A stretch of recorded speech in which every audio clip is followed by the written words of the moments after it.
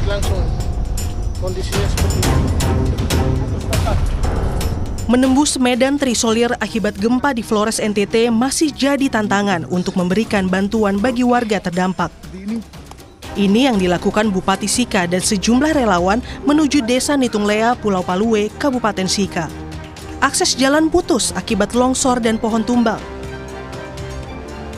Upaya menembus daerah terisolir juga dilakukan oleh TNI Angkatan Darat bersama unsur terkait yang membuka akses jalur Trans Flores menghubungkan Kabupaten Ende dan Kabupaten Nagikeo NTT. Meski akses telah terbuka, pengguna jalan diimbau waspada, mengingat kondisi sejumlah titik masih rawan longsor susulan, terutama saat hujan dengan intensitas tinggi. Menko Bidang Infrastruktur dan Pembangunan Manusia, Agus Harimurti Yudhoyono bilang, fokus pemerintah dalam penanggulangan bencana di Flores adalah membantu evakuasi dan memastikan tidak ada daerah yang terisolir, sehingga bantuan bisa tersalurkan seperti air dan listrik. Memprioritaskan yang pertama membantu evakuasi. Kita berduka tentunya kehilangan saudara-saudara kita yang menjadi korban bencana alam. Dan tentunya yang kedua adalah bagaimana memastikan konektivitas bisa terhubung karena tidak boleh ada daerah yang terisolir akibat gempa atau longsor. Dan yang ketiga tentunya fasilitas pendukung infrastruktur dasar, air, listrik, dan lain sebagainya juga harus dipastikan bisa segera kembali normal karena ini sangat berdampak pada kehidupan masyarakat. Pemerintah Provinsi NTT telah menetapkan status tanggap darurat bencana selama 14 hari hingga 28 Agustus mendatang. Pemerintah memprioritaskan penyediaan tenda darurat, dapur umum, dan layanan medis di luar ruangan bagi seluruh warga terdampak gempa. Tim Liputan, Kompas TV.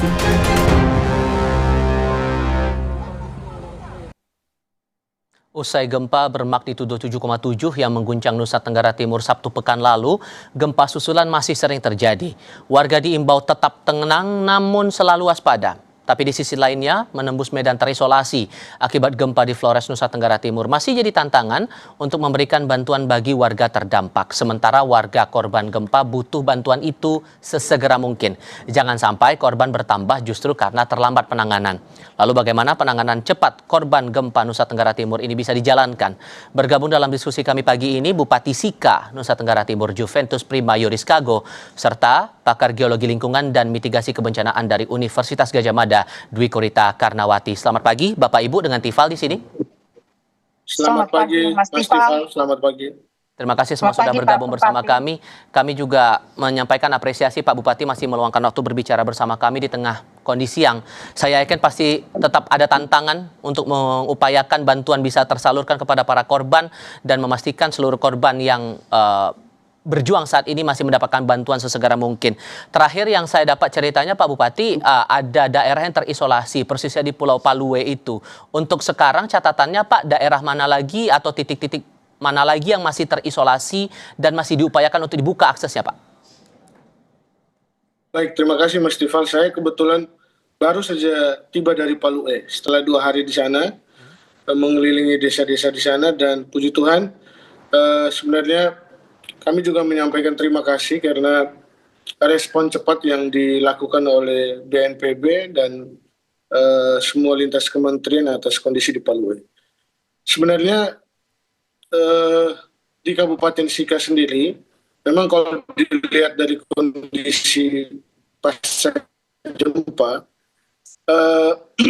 hingga hari ini kita mendapatkan data, minta maaf Mas Stefan, hingga hari ini kita mendapatkan data sekitar 832 rumah penduduk itu yang kategori rusak berat, rusak ringan. Itu belum dihitung lagi dengan akses yang terputus, longsor, dan lain sebagainya, yang memang betul-betul membuat kondisi kami menjadi semakin parah. Khususnya wilayah, hingga hari ini memang bisa dipastikan bahwa Palue menjadi wilayah yang sangat parah. Kenapa begitu? Karena memang sebenarnya dari titik gempa yang di Nagikeo, salah satu daerah terdekatnya mungkin sekitar 20 atau 30-an kilo itu dari pulau tersebut, Pulau Palue. Dan kemarin kami berjalan kaki sekitar 4-5 kilometer, melewati desa yang paling tinggi, Desa Nitunglea, bermalam di situ, dan memang kami merasa seperti berjalan dengan maut. Kenapa demikian? Karena semua jalannya terisolasi, longsor menutup jalan dan lain sebagainya, kita harus membuka jalan, dan sampai di sana akhirnya dengan kondisi demikian membuat jalur distribusi logistiknya terputus. Puji Tuhan respon cepat dari pemerintah pusat, bantuan-bantuannya sudah sampai di Palu dan kita berharap ke depan terus disupport untuk bantuan untuk proses recovery. Tetapi memang sejak pagi tadi masih dalam koordinasi, kami selalu meminta untuk kalau berkenan segera bisa membuka akses, karena dengan membuka akses, membersihkan semua jalan-jalan longsor, ada 5 desa di wilayah pegunungan yang bisa kemudian segera didistribusi logistiknya. Yang kedua, memang sejak awal setelah ke Palu saya berkoordinasi langsung dengan Pak Kepala BNPB, terima kasih juga buat Pak Gubernur NTT. Pada saat komunikasi kami, saya sebenarnya meminta ada opsi lain yang bisa diatur, bukan hanya lewat laut, tapi lewat udara. Katakanlah dengan pesawat, dengan helikopter, atau dengan pesawat dan lain sebagainya, sehingga kemudian saya merasakan benar, Pak Mas Tifa, kalau semakin lama akses logistik mereka semakin menipis, itu sayang. Karena hingga kemarin malam saja kami sudah makan dengan singkong saja. Saya pikir demikian. Oke, masih ada tantangan di situ. Tapi di sisi lain, Bu Dwi, saya juga mencatat dari aplikasi yang saya rujuk dari aplikasi Info BMKG, Bu. Ini kemarin saja di tanggal 17 Agustus itu sudah ada 20 kali gempa susulan tambahan dari rentang 2,5 sampai 5,8. Kalau kemudian saya pakai pertanyaan awam begini, sampai Sabtu pagi sampai hari ini masih tetap ada gempa, butuh waktu berapa lama lagi gempa susulan ini bakal berada di kawasan Sesar Flores ini, Bu? Ya, memang karena magnitudo gempa ini kan cukup besar, 7,7. Berarti energi yang dilepaskan juga cukup besar. Sehingga residual energi atau sisa energi yang belum semuanya terlepas, itu pun masih signifikan ya. Sehingga itu membutuhkan waktu pada umumnya itu akan beberapa minggu. Bisa sampai 1 bulan lebih. Nah, ibaratnya waktu kejadian gempa di Lombok, itu pun juga beberapa minggu sampai 1 bulan lebih, dengan magnitudo yang sedikit lebih kecil ya, 7,3 kalau nggak salah itu. Nah, jadi kurang lebih seperti itu, kurang lebihnya. Jadi beberapa minggu, namun tidak perlu panik. Karena energi yang terlepas atau gempa-gempa susulan itu adalah sisa-sisa energi. Dan secara teori, estimasi para pakar gempa, magnitudo tertinggi itu 7,8. Tertinggi, artinya energi yang tersedia di dalam batuan itu sekitar untuk magnitudo 7,8. Dan sudah terlepas 7,7. Artinya sisanya insya Allah tidak begitu signifikan, jadi tidak begitu besar. Demikian. Oke, kalau kemudian masih ada potensi gempa susulan hingga beberapa hari ke depan, Bu, tapi kita juga mencermati ada pernyataan atau ada komitmen dari pemerintah pusat untuk membangun hunian baru, hunian tetap bagi para korban terdampak gempa ini. Dengan kawasan Sesar Flores yang mengitari kawasan yang mungkin juga Anda cermati ini, Bu, seberapa krusial untuk menentukan titik baru hunian tetap bagi warga terdampak ini? Apakah ada daerah-daerah krusial yang rasanya ini udah nggak bisa lagi ditempati, tidak bisa lagi dihuni, Bu? Betul. Jadi sebetulnya sebelum membangun hunian itu ada investigasi untuk mengestimasi berapa guncangan gempa yang akan terjadi apabila ada gempa di kemudian hari ya, di masa depan. Sehingga hunian itu kan diharapkan tahan lama ya, puluhan tahun. Jadi ada survei dilakukan. Biasanya BMKG yang melakukan survei itu memetakan zona-zona merah di mana, zona-zona aman di mana. Sehingga hunian itu bisa dibangun idealnya di zona aman, bukan di zona yang merah. Nah, di zona merah itu seperti apa cirinya? Tanahnya lunak atau lepas-lepas. Misalnya dekat pantai itu tanahnya pasir, lepas-lepas. Kenapa itu berbahaya? Kalau ada guncangan itu pasirnya seperti diayak. Rumah-rumah yang di atas pasir itu ikut terayak gitu ya. Nah, zona yang aman itu tanahnya kompak keras, jauh dari tebing lereng, seperti itu. dan tidak jenuh air. Sehingga itu panduannya hunian yang aman seperti itu. Namun itu bisa diukur. Biasanya tim BMKG melakukan pengukuran itu. Kemudian juga bangunan kalau terpaksa tidak bisa di zona yang ideal, kita harus tahu seberapa besar risikonya. Sehingga harus dibangun dengan bangunan konstruksi tahan gempa. Itu sudah banyak dilakukan di Lombok. Jadi bukan yang pertama kali. Di Lombok sudah cukup berhasil untuk membangun konstruksi bangunan tahan gempa. Di Kementerian PU itu sudah ada model-model tipe-tipenya, dan di berbagai instansi yang mengurusi konstruksi bangunan itu mereka sudah punya prototipenya. Demikian. Sederhananya tidak bisa lagi dibangun hunian di titik yang sama karena dikhawatirkan akan muncul kerusakan lagi di situ ya, Bu?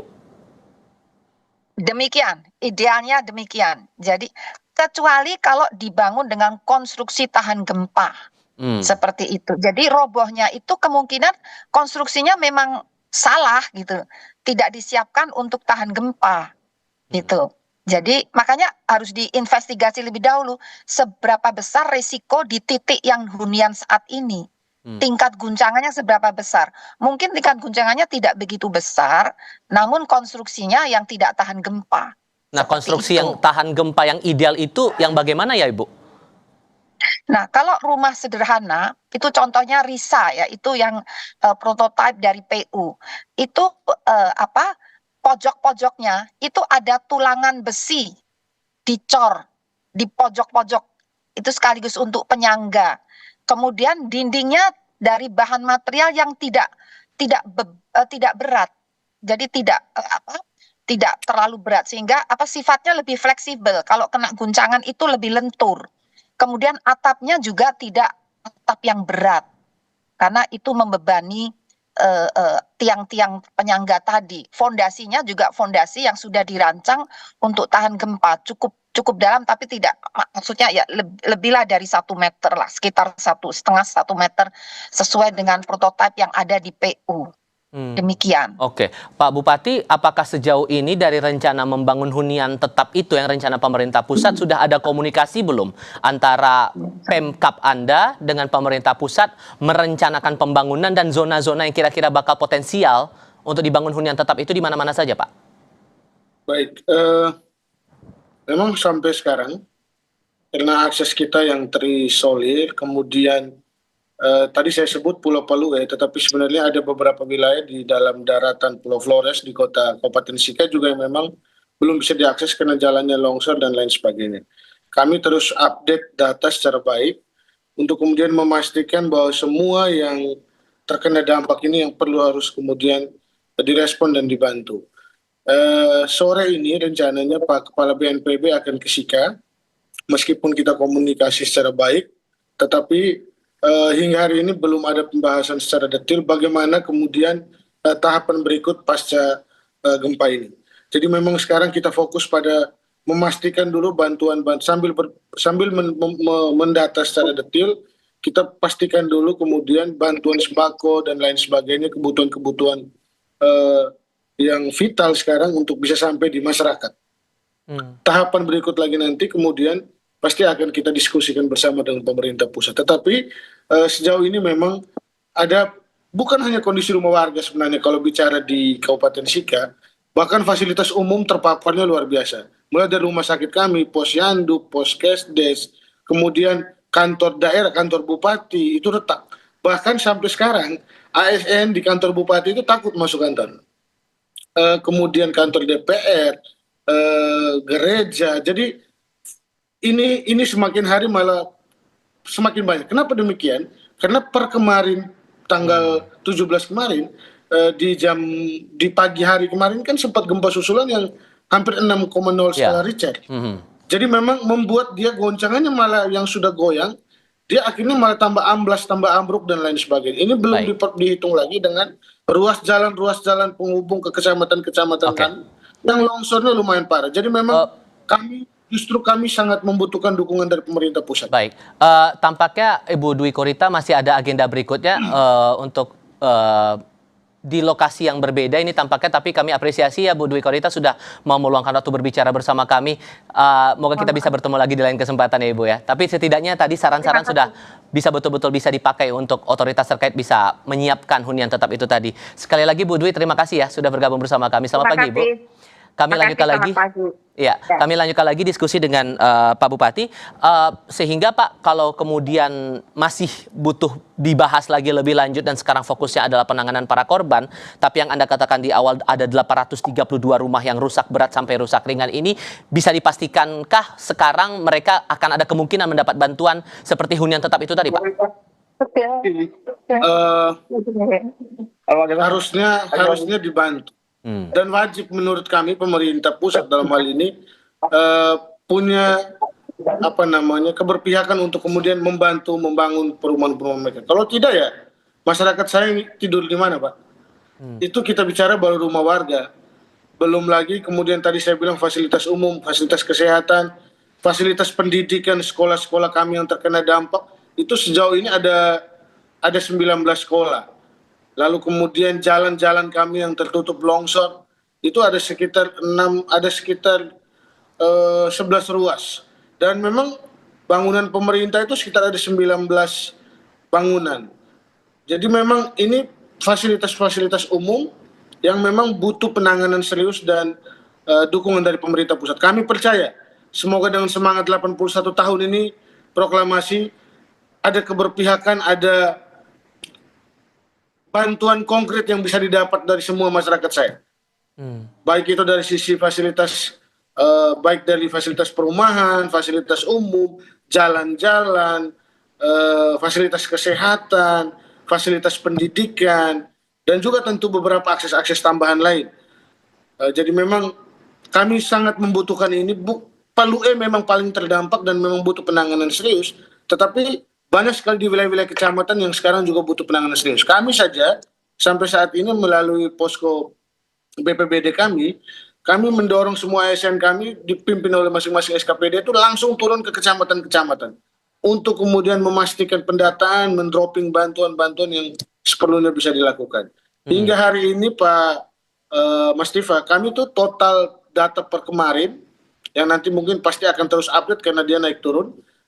Ada 5.681 jiwa itu data pengungsi terpusat dan mandiri. Jadi kita membuka posko pengungsian yang terpusat di Gelora Samador, tetapi juga inisiatif masyarakat kami karena rasa traumatik dengan gempa-gempa susulan, akhirnya mereka membuat posko-posko mandiri di depan halaman rumah, di lapangan kecamatan, di lapangan voli desa, dan bahkan di teras rumah, dan memang cukup masif, sehingga memang kami berharap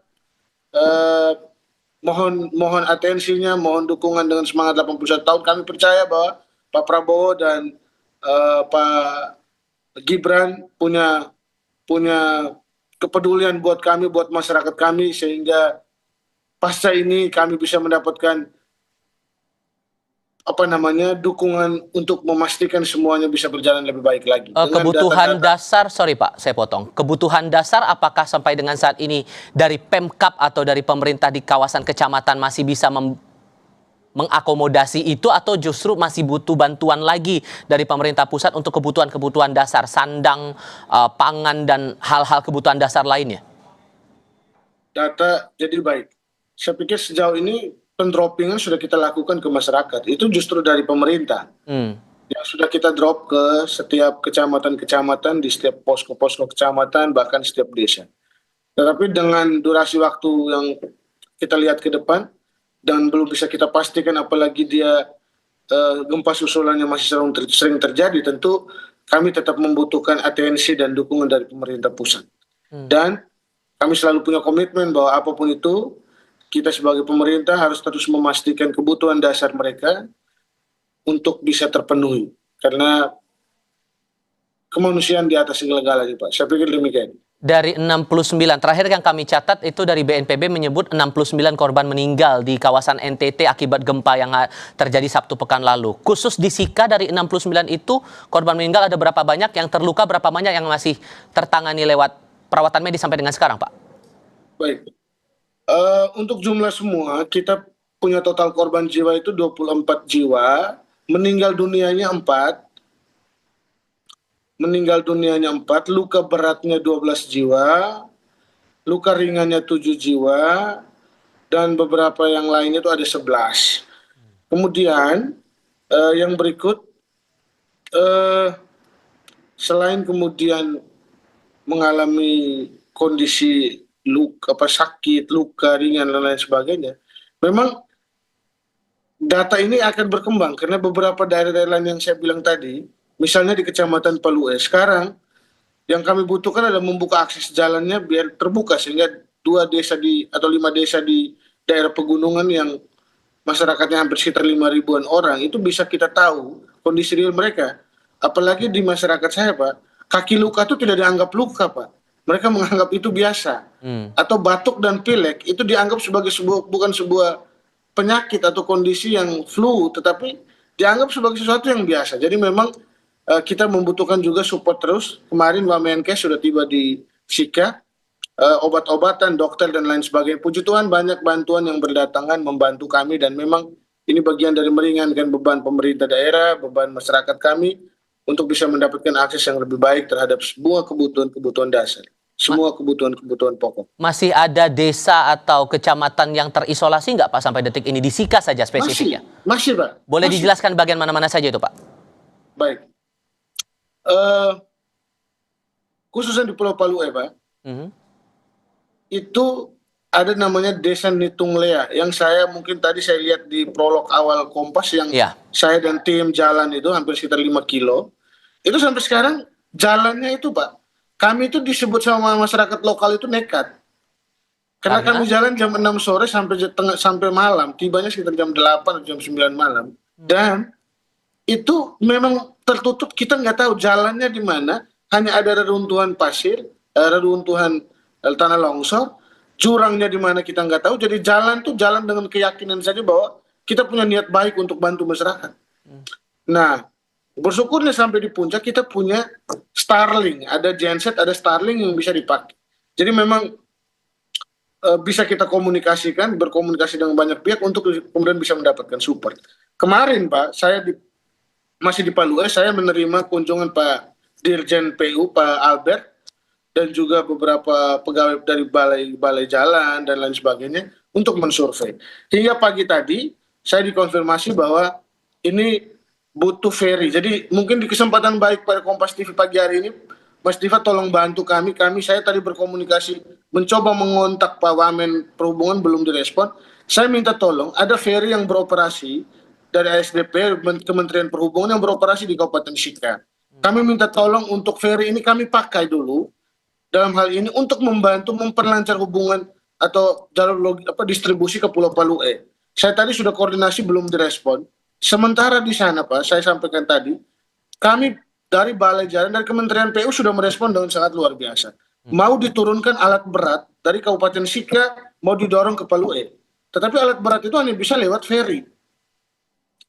Makanya tadi saya sudah berkomunikasi dengan banyak pihak, saya mencoba menelpon Pak Wamen Perhubungan, hanya belum direspon, untuk tolong membantu kami Pak Mas Diva, supaya dipastikan dulu bahwa ferry ini stay di Sika untuk memperlancar arus distribusi barang dan lain sebagainya ke Palue.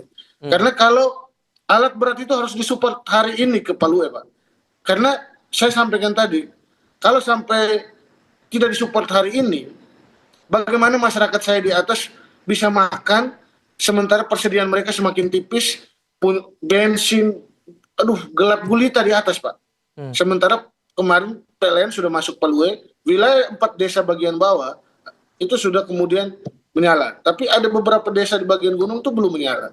Jadi memang kami butuh dukungan banyak pihak membantu kami di Kabupaten Sika. Saya pikir demikian Mas Diva. Ada berapa banyak warga terdampak di Palue itu Pak yang terdampak gempa ini? Mas, kalau jumlah penduduk itu 10 ribuan lebih Mas. Yang terdampak itu semua itu terdampak di Palue Pak. Oke. Ya, saya pikir demikian. Mas izin saya mau ada agenda lanjutan lagi Mas, mau coba ke tempat pengungsian, mau lihat beberapa lokasi. Oke, kami sangat hargai betul Anda juga sudah mau meluangkan waktu berbicara bersama kami, terutama tadi masalah logistik yang diharapkan bisa ikut dikoordinasikan bersama dengan pemerintah pusat. Pak Bupati Sika, terima kasih banyak sudah mau berbagi informasi bersama kami. Saya berdoa semoga Anda dan warga sekitar tetap sehat, tetap aman, tetap selamat berada di sana. Selamat pagi Bapak. Terima kasih Mas. Terima kasih.